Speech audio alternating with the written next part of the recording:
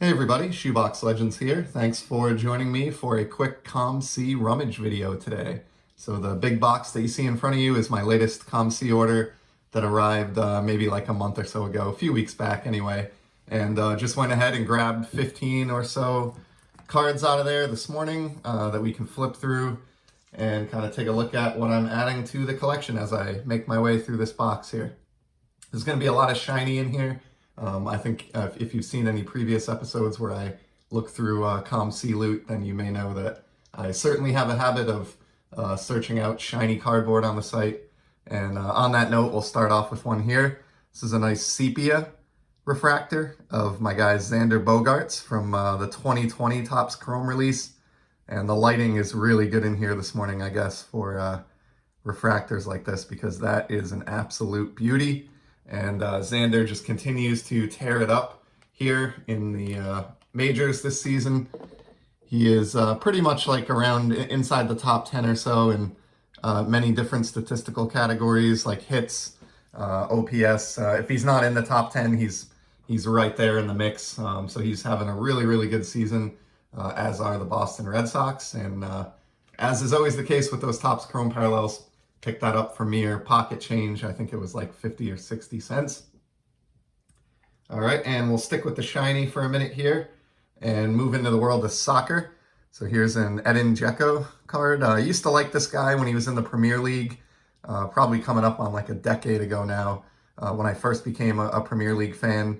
And although I haven't really followed his career, once he's moved out of the Premier League, I do still look for his cheap soccer cards on occasion just to help fill out my soccer Z folio.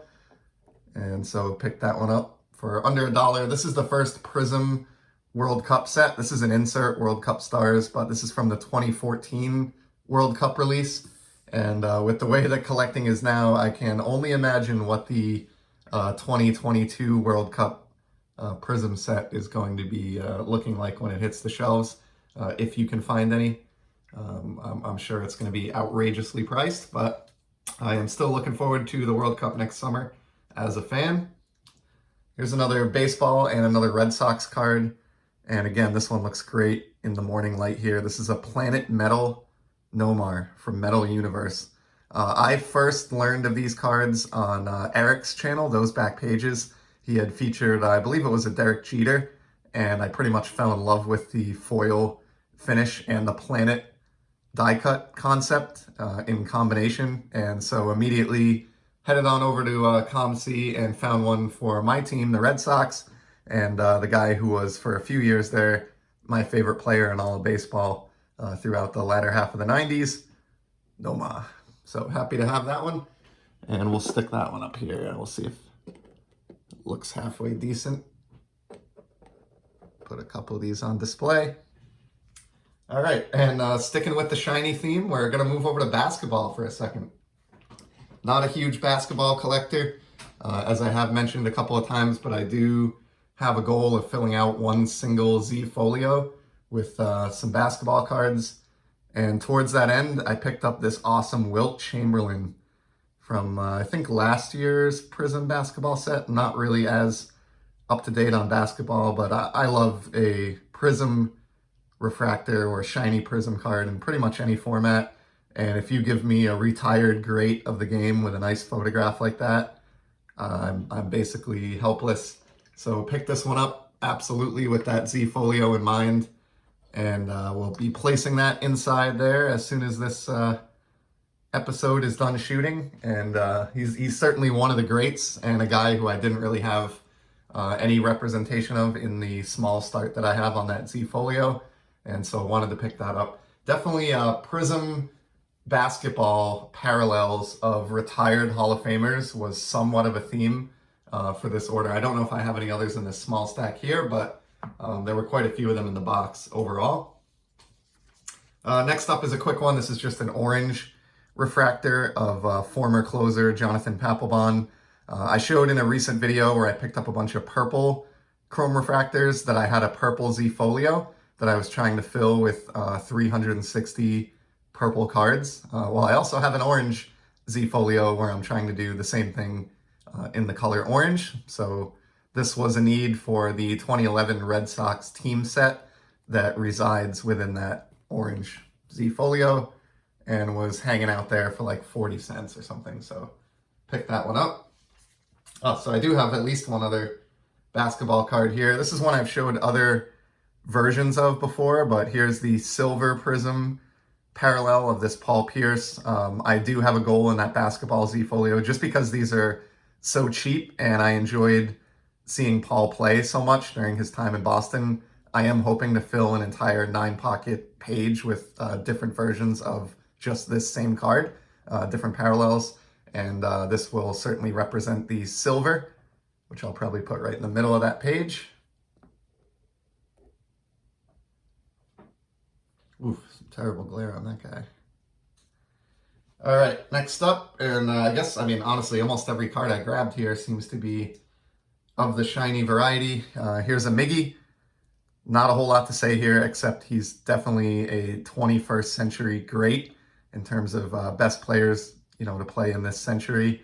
And I really like him for that reason. And I'm just an admitted sucker for pink refractors in really any format from any year. So you put those two together and you offer me a price that's low enough and I'm basically gonna buy the card. That's what happened there. Here's one that we actually saw, I believe, the same card in my last COMC rummage video. I have gotten in the habit of buying multiple copies sometimes of a card. Sometimes I'll look to buy 3 copies so I can line them out across a Z Folio or binder sheet in a row.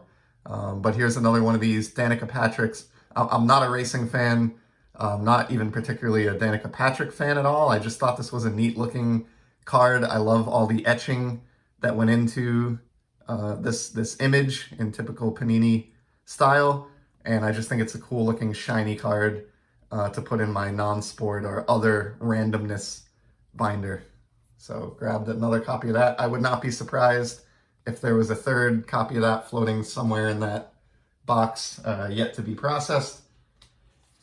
Here's one. I forgot to look him up before the video to see how he was doing, but in the off season I turned into a minor on a very low level Kyle Tucker prospector, so I did grab a few of his rookie cards, nothing that broke the bank, just cards like this that I paid maybe $1 or $2 for, just because I was encouraged by his numbers last year and some of the promise that he's shown with the Astros, and then knowing that George Springer was moving out of town to Toronto, I thought he may have an opportunity to step up and be an even more important part of the lineup down there in Houston. You know, we still have a lot of season left to go. I know his average has been less than desirable, but his power numbers actually haven't been that bad. So I'm very curious to see how he finishes out the campaign.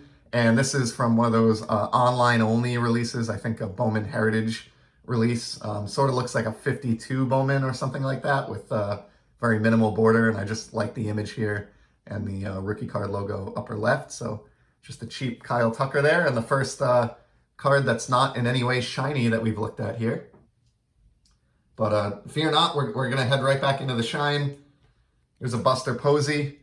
I've talked about this set, I believe, once before on the channel. I am generally not a fan of Donruss and Optic just because I like my cards to be licensed and to feature MLB logos. But this set is an exception to that. I think these look absolutely gorgeous, loosely based on the 1990 Donruss design. And in this case, I grabbed this Buster Posey because it's team color matching, and the catcher's gear really helps mask the lack of a license. So I find this to be a really, really enjoyable card, license or not. So happy that I could grab that one. And yeah, let's just stick on the shiny train for another couple cards here. We're nearing the end of the stack, so I appreciate you sticking with me. Here's a nice Colton Wong rookie card. This is an X-Fractor from 2014 Topps Finest. And as I've gotten to know folks here on the channel, there's been some joking around, rightfully so, and some ribbing in the comments that I have a lot of projects, which I wholeheartedly agree with and I don't dispute in any way. Another one of those projects, I am looking to complete this entire 2014 Topps Finest set in X-Fractor format like this. I just think that this was one of, or maybe the most colorful Finest set that has hit the shelves since, you know, the early 90s, the outset of the brand. And I collected a few of these back in 2014, really got attracted to the set because Xander Bogaerts has a rookie card in here, which I have a couple versions of that we'll look at in a future episode. And then started thinking back then, this is a beautiful set. There are only 100 cards on the checklist, no short prints or anything. These are not serial numbered, although they're not super easy to come by, but they're not tough either. And so I'm going for it. And I forget where I'm at, but I'm very, very close. I think I have maybe around 80 or so of these out of the 100 cards with Colton in hand. I'll have to double check that. But for whatever reason, this was one of the bigger ones that I was still missing. I think just because it's a rookie card and he has had some, some okay seasons at the major league level maybe. But I'm happy to bring this one home and get one card closer to finishing off yet another project.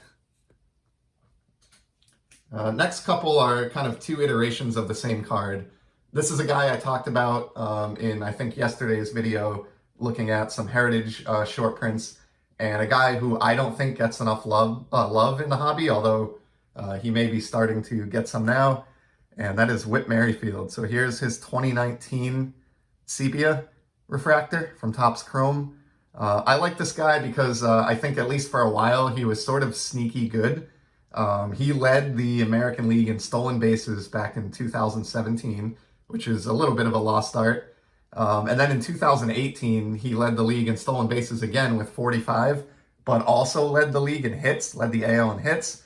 And what really turned me on to him is in 2019, he once again led the American League in hits with his first 200 hit season. He accumulated 206 hits in 2019. So very, very impressive contact hitter and stolen base guy. He does have some power. I don't want to sell him short there either. But I like him. He's sort of like a throwback type player to me, who I'd love to have as like a leadoff guy if I was building a lineup.